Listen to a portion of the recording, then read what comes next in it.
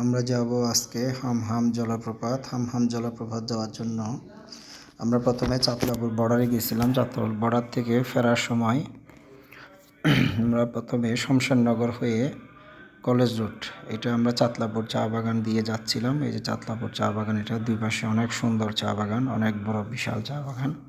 এখানে ডানখান ব্রাদার্সের একটা বড় চা বাগান আছে। এই চা বাগান পেরিয়ে আমরা শমশেরনগর হয়ে কলেজ বাজার থেকে আমরা একটা সিএনজি নিব। সিএনজি নিয়ে আমরা হামহাম জলপ্রপাতের ওখানে যে পাহাড়ের কাছাকাছি পৌঁছাবো। তা হামহাম জলপ্রপাতে যাওয়ার সময় আপনাদেরকে একটা জিনিস খেয়াল করতে হবে, যেহেতু ওখানে 3 হতে 4 ঘন্টা পৌঁছতেই সময় লাগে, আবার আসতেও এরকম সময় লাগে, প্রায় 5-6 ঘন্টা টোটাল সময় লাগে। এই জন্য আপনারা সকাল 11টার মধ্যেই ওখানে পৌঁছাবেন, নাহলে আপনারা সন্ধ্যা হলে ওখান থেকে ফিরতে পারবেন না, এবং এটা প্রচুর দুর্গম পাহাড়। তো ঠিক আছে, আমরা এখন হামহাম জলপ্রপাতে যাওয়ার জন্য এই যে কাছাকাছি চাতলাপুর ক্রস করে আমরা কলেজ বাজার হয়ে আমরা হামহাম জলপ্রপাতের আগে যে চা বাগান আছে ওই চা বাগানের মধ্যে এখন ঢুকে পড়ব। এই চা বাগানে মূলত যারা চা শ্রমিক, চা বাগানের পরেই ওদের বাড়ি। তো আমরা যাওয়ার সময় এগুলো দেখব। এই যে চা বাগান, এখন আমরা চা বাগানের ভিতর দিয়ে যাচ্ছি। এখানে আমরা মূলত এর আগ পর্যন্ত সিএনজি করে আসলাম, এই চা বাগানের আগ পর্যন্ত। পরে এখান থেকে আমরা আরেকটা অটোরিকশা নিলাম, ওদিকে আবার সিএনজি একটু কম পাওয়া যায়। তাই আমরা এই চা বাগান ক্রস করলে এখানে যারা চা শ্রমিক আছে তারা ওখানে বসবাস করে, তো ওখানে আমরা তাদের সহযোগিতা নিলাম, তাদের থেকে তথ্য নিলাম। তো এখানে আমরা যেহেতু দুপুরে প্রায় লাঞ্চের টাইম হয়ে যাবে, ওখানে আমরা এক জায়গায় খাবারের অর্ডার করে গেছি, যাতে আমরা ফেরতি পথে, যেহেতু এখানে দুর্গম, ওখানে কোনো হোটেল রেস্টুরেন্ট এমনকি পানি পর্যন্ত নেই, কোনো খাবার দাবার নাই। আমরা সাথে পানি এনে নিয়ে এলাম, আর হচ্ছে কি আমরা এখানে একটা লোকাল বাসায় খাবারের অর্ডার দিয়ে গেলাম আমরা গ্রুপে যে কয়জন ছিলাম, যাতে আমরা ফেরার পথে ওদের এখানে দুপুরের লাঞ্চ করতে পারি। যদিও আমাদের ফিরতে ফিরতে প্রায় বিকাল হয়ে যাবে। তাই আমরা সামনের দিকে আগাচ্ছি, হামহাম জলপ্রপাতের কাছাকাছি চলে আসছি। এই যে এই চা বাগানটা ক্রস করলেই আমরা ওদের বসবাসের যে জায়গা, ওখান থেকে আবার হাঁটা শুরু করব। অর্থাৎ আমরা হামহাম জলপ্রপাতের পাহাড়ের গোড়ায় চলে আসব। দেখুন চা বাগানটা অসম্ভব সুন্দর। এই যে চা বাগানের প্রাকৃতিক দৃশ্যটা দেখার মতো, অসম্ভব সুন্দর। দুই পাশে চা বাগান, মাঝখানে সরু রাস্তা। এই রাস্তা দিয়ে চা বাগানের শেষ প্রান্তে এসে আমরা এই যে এখন পাহাড়ে উঠবো। এই যে আমরা পাহাড়ে উঠতেছি। এখানে আমরা সাথে আরও কয়েকজনকে পেয়ে গেলাম। আমরা গেছিলাম 3-4 জন, সাথে এরা 7-8 জনের একটা গ্রুপ পেলাম। আমরা হাঁটা শুরু করলাম। এখানে একটা জিনিস মনে রাখতে হবে, আপনাকে সাথে একটা বাঁশ নিতে হবে, কারণ ওখানে অনেক উঁচু নিচু পাহাড় আছে। আপনাকে অনেক জায়গায় এই বাঁশের ছোটো এই যে বাঁশটা নিচে হাতে, এটার সহযোগিতা নিতে হবে। এবার আমরা হাঁটা শুরু করলাম পাহাড়ে। পাহাড়গুলো যথেষ্ট উঁচু নিচু, এবং এমনও পাহাড় আছে এক একটা প্রায় আপনার 100-150 ফিট উপরে, আবার নিচে। হ্যাঁ, এরকম অনেক পাহাড় আছে। তো এরকম প্রায় আমরা 11 হতে 12টা পাহাড় ক্রস করতে হবে এখান থেকে। অর্থাৎ আপনাকে প্রায় 3 হতে 4 ঘন্টা এভাবে হাঁটতে হবে, কখনো উঁচু কখনো নিচু, আবার কখনো সমতল। তবে কিছু কিছু পাহাড় আছে, এগুলো উঠা এবং নামার সময় যথেষ্ট সাবধানতা অবলম্বন করতে হবে, কারণ হাঁটতে হাঁটতে আমরা যখন টায়ার্ড হয়ে গেলাম, প্রায় মাঝামাঝি পথে গিয়ে আমরা এখানে রেস্ট করলাম। এই যে আমরা প্রায় ঘেমে গেলাম, অনেক গরম।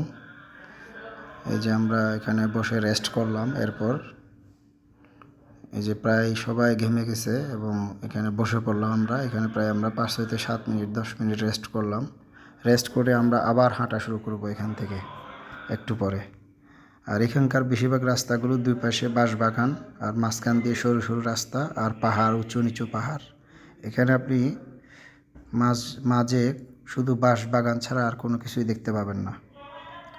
এবং এই যে দেখেন, এখানে আরও লোক আছে, তারাও রেস্ট করতেছে। এখানে কিছু দূর গিয়ে গিয়ে এই ধরনের ছোট ছোট ছাউনির ঘর আছে, আপনি চাইলে ওখানে কিছুক্ষণের জন্য রেস্ট করতে পারেন। এই যে এবার আমরা হাঁটা শুরু করতে করতে আবার এখান থেকে প্রায় 15-20 মিনিট হাঁটার পরে আমরা এই যে নামলাম নিচে।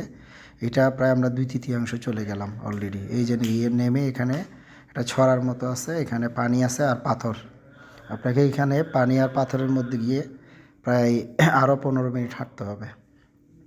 তারপরে এখানে আবার বসলাম, রেস্ট করলাম, এখান থেকে আবার হাঁটা শুরু করলাম। এই যে পানি, এখানে যদিও পানি কম কিন্তু সামনে গিয়ে প্রায় আপনার কোমরের কাছাকাছি পানি আছে, তো ওই পানিটা আপনাকে অতিক্রম করতে হবে।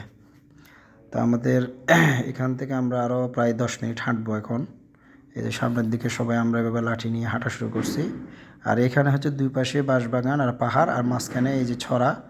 আর এখানে আরেকটা জিনিস, এখানে যেহেতু পানি থাকাতে পাথরগুলো পিচ্ছিল, যে কারণে সাবধানে হাঁটতে হবে এখানে। কারণ এখান থেকে আপনি যদি পিছলে পড়ে যায়, অনেকেরও পা ভাঙার সম্ভাবনা আছে এবং খুবই মারাত্মক, যে কারণে আপনাকে এখানে আস্তে ধীরে সাবধানে হাঁটা চলা করতে হবে। তো আমরা এখান থেকে এখন সামনের দিকে আরও 10-15 মিনিট হাঁটবো।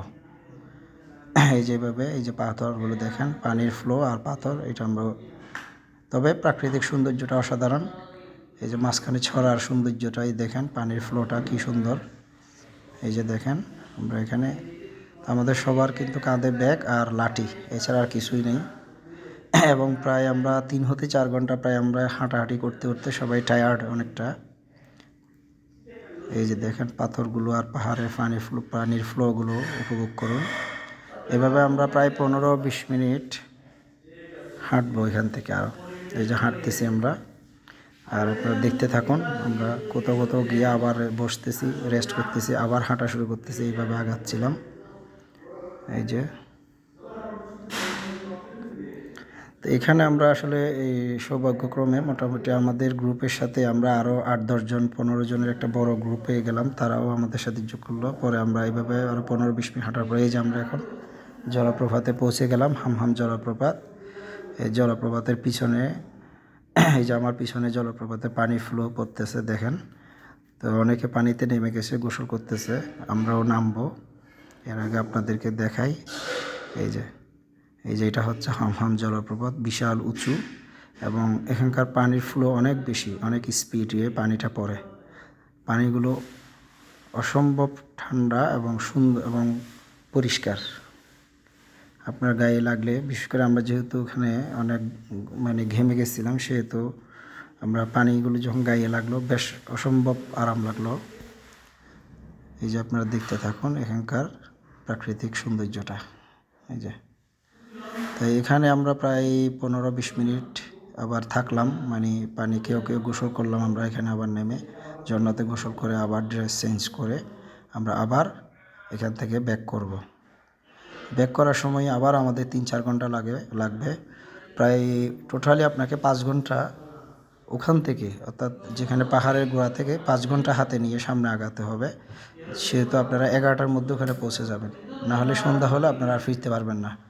এটা মাথায় রেখে ওখানে যাবেন। এটা কিন্তু এখানকার সবচেয়ে মারাত্মক বিষয়। আর পাহাড়গুলো অনেক উঁচু নিচু, সুতরাং ওভাবে স্ট্রেংথ নিয়ে যাবেন। অসুস্থ কেউ এখানে আসলে যাওয়াটা ঠিক না। ধন্যবাদ সবাইকে, ধন্যবাদ।